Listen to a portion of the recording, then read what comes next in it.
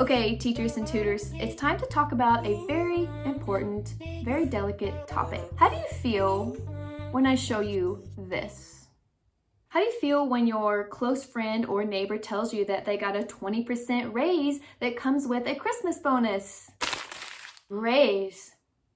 Bonus? I know these are English words, but what exactly do they mean? Some of you guys know me. My name is Jessica, and I am a former classroom teacher that now has my own English tutoring business. And I can tell you firsthand, I've gone through a lot of phases when it comes to knowing and thinking about money. I went through the just wanting any kind of job, any kind of money, to thinking I'm great, to thinking maybe I don't have that much, to finally learning how to make a little bit more than I previously had. If you guys like these types of videos, please consider subscribing. It would be awesome if you did. So these days I actually enjoy discussing money, and I didn't used to because I didn't really understand how it worked. But I think it's important to respect money, to know how to use it, but it's important for everyone to not obsess over it. I mean, without money, we would all be living in a bartering society where, for instance, I might trade you 3 cans of coffee for a wheelbarrow of firewood, which that really wouldn't be a bad society, but we aren't used to that, and that would be a very difficult change to transition back into the olden days. But really though, why is money such a sensitive topic, especially for teachers? As a classroom teacher turned private tutor, I've really learned to look at money differently in the sense that I'm now no longer getting that exact same steady rote paycheck that comes in monthly. The money comes in differently now than when it used to. In fact, if you are a former classroom teacher, or even if you are one now, you're probably used to getting paid once a month. And when you look at your online checking account, you scroll through and you see, okay, I've been paid. And you might feel like I used to feel, like this sense of about time, to this sense of relief and exhaustion, or maybe even numbness, because you're just like, okay, it's the same every month. Okay, a little bit more than last year. That's okay. That's fine. But before I ever became a classroom teacher, I actually had a friend who was a little bit older than me, and this friend would very frequently make comments that I never really understood. She would say things like, I can't afford that thing on a teaching salary. What? That's nice. Do you expect me to afford that on a teacher's salary? Not on the teacher's salary. And I just thought, what is this person talking about? I had no job at the time, so I thought any job is great. I don't really know what they mean by teaching salary. Is it like low or something? So later, when I finally got a job, I was just happy to have one. And I think I spent I took my best friend to IKEA and I spent maybe $500 to $800 on new furniture because I got to live on my own at the time, but I basically had no furniture at all. So I was ready to get that first paycheck and spend it and then start saving the rest. So I felt pretty good for a while. But a few years later, after getting married and such, I started noticing that some of my friends who weren't teachers were making their upgrades. They were starting to upgrade things like buying a bigger house or buying a bigger car, like a bigger, nicer car. And I thought, why are they doing that? Is that something I'm supposed to be doing? Like, I guess I could spend my money on that, but I'd rather not. I'd rather be careful. You know, I wasn't making 6 figures, not that my friends were, but it kind of makes you wonder. Some people will spend as if they do consistently make 6 figures, and that's really not the best way to be, personally. I don't think so anyway. The thing is, I think a lot of teachers will always say that they would rather just teach. They don't really care about the money. The money is a necessity, but they really just teach because they love the content, they love the kids, they love pouring into others, they like making people better, making people smarter, and making people more informed. But the thing is, society, and even some of those teachers, like the ones I just mentioned, they tend to think that teachers not really getting paid the best is okay. Here's what I think we need to do as classroom teachers, as former classroom teachers, as those who tutor as a career. We need to stop thinking that low pay is okay. The mindset that my friend had of, well, I can't afford it, or I don't make much, it might be the truth, but if you don't like that truth, you need to start changing it. One way to change that is to actually start your own tutoring business. I know a lot of people who actually tutor full time now, and some of them, actually quite a bit of them, are making more money than they did in the classroom. So yes, that is possible. I'm not saying you absolutely should leave the classroom. Some of you really need to stay because the students need you. Other people can do what I do, gain experience from the classroom, and then branch off on your own and start a new business and find like-minded people around you who want to do the same thing. I mean, think about it. If you already have lesson plans that you've made with your current students, you could be charging parents in the summer, charging them a fair rate and say, hey, I know I can tutor your student during the summer. I actually have my own legitimate tutoring business. You don't have to tutor for free early in the mornings before school or late in the afternoons after school. If you teach or tutor, here's the thing. Do not talk down on yourself, because in that sense, you are disrespecting yourself. Here's a little thing I found on Facebook. Oh, glorious Facebook. Just an example of how a lot of people in society view teachers and why we need to start speaking up for ourselves and trying to change. Let's try to teach students to respect our educators. I don't know why, I don't know how, but a woman on Facebook, not even a friend of mine, not even a distant friend of mine or acquaintance, just some random post showed up.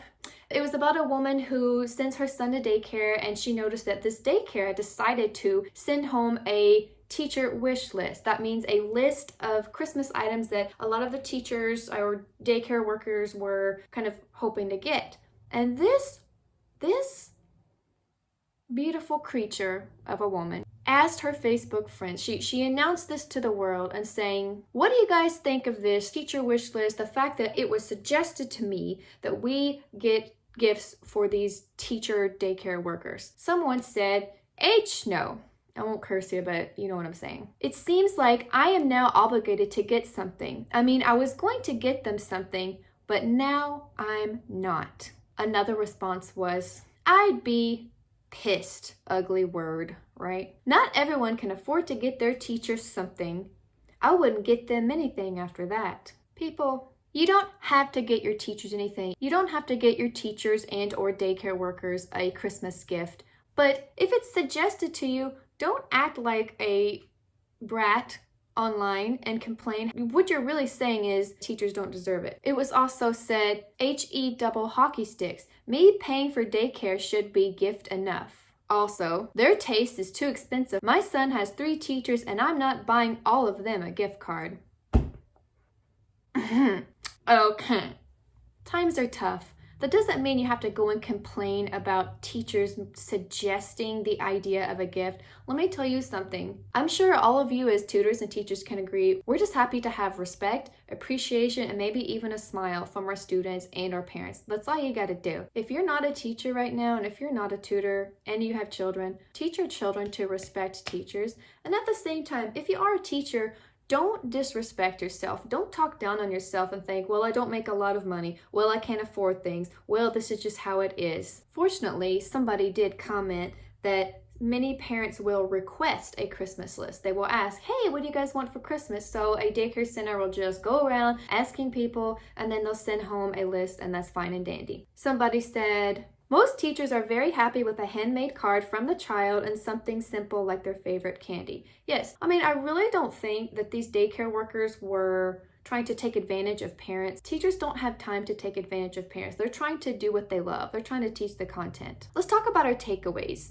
The first takeaway is that if you are a teacher, just a regular classroom teacher in a public or private school, you're probably not going to see large substantial financial growth. You might have steady growth as far as in a higher paycheck every year depending on your school, and maybe you're happy with that and you don't want another side gig, you don't want some other job, you're good. In fact, maybe you're married to somebody who also works and is doing fine. Well, if you're not money motivated, then that's your business, not mine, and I think that is awesome. The second takeaway is one that I feel really passionate about. If you are teaching and you're not so happy, you talk about it like it really bothers you, or you make those negative comments like, oh, teachers can't afford anything, I can't afford it, it's not enough. There are actions you can take to change that, other than changing your career. I mean, think about that. You went to school, you probably spent a lot of time and effort obtaining your education degree, and you don't want to throw that away and to try to pursue another job job or to go into debt going into college for another job. You can take the skills that you already have and use that to start your own tutoring business. And that might mean starting slow by just having 1 or 2 students after school, or maybe separately, online. I mean, think about it. You already have a relationship with those parents and students. A lot of those parents and students like you, and they know that they want you to give their son or daughter an extra learning time.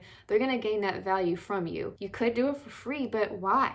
The third takeaway, don't try to kill yourself working 2 or 3 other jobs that aren't related to teaching. If you're still in the classroom and you know you're not going to leave, I highly recommend the starting of the tutoring business. It can be super small. You can have a sole proprietorship and just have 1 or 2 students, try it out, try it in the summer. It needs to be related to education because it's going to be easier for you. I'm telling you guys this because I definitely floundered and flopped around for a while wondering what can I do to really be happy in the teaching field, because I really do love teaching. I love showing people new things. I love showing people the things that I'm excited about. The classroom can bog you down. You can stay in the classroom if you want to, but if you're anything like me, you realize that once you do branch out and find other tutors who are doing what you're doing, you can be happy doing this and you can make a living off of it too. Is there anything else? Oh yeah, when people do make those negative comments, if it's in person, you might feel the responsibility to say something. When people make those negative Facebook comments about, I can't believe these teachers, I can't believe, you need to use your best judgment. Sometimes you do need to speak up for yourself and say, hey, I'm married to a teacher, or I am a teacher. You need to think before you speak. A lot of that negative talk just stems from the parents themselves, who probably weren't great students and they never really had the direct help that they needed, and thus they're channeling that negativity toward their own kids. It's kind of a dangerous thing. Guys, thanks so much for clicking on the video, and I hope you give it a like, and if you haven't subscribed already or shared it and all that good stuff, I'd love for you to do that, because I do plan to continue making videos to help you guys and to support my own tutoring business. On Friday, December 11th, I'm going to be live streaming with another awesome tutor from Missouri, and you guys don't want to miss. It will be, 2 p.m. Eastern time, and of course that's 1 p.m. What's that other time? Central time. Guys, I invite you to come in and chat with us. We'll talk a little bit about money, but a lot of the stuff we're going to be talking about would be how we started our individual tutoring businesses and what things surprised us and what things we would do better if we had to do it all over again. So, you guys, thank you so much for watching, and I'll see you next time.